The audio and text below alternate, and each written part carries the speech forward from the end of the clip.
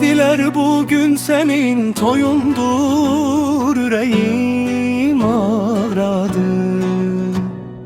Dediler seni gelin köçürdüler, dedim yalandı yalandı.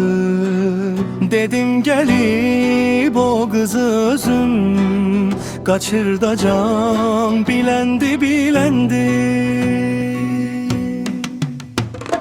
Ben sevmişem seni bilirsen, beni seven tek sen olmusan. Bu hayat ikimizindir bilirsen, seni seven tek ben olacağım.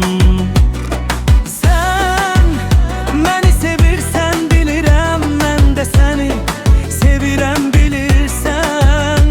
Bu talihi Allah yazıp bizlere, mehabbeti verdiler bizlere.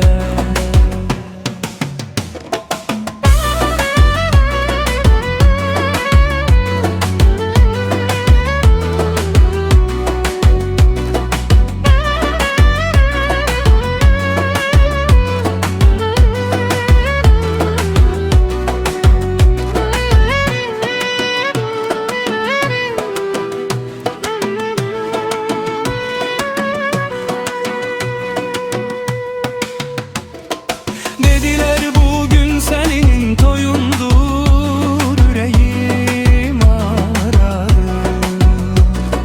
Dediler seni gelin köçürürler, dedim yalandı yalandı. Dedim gelip o kızı özüm kaçırdı can, bilendi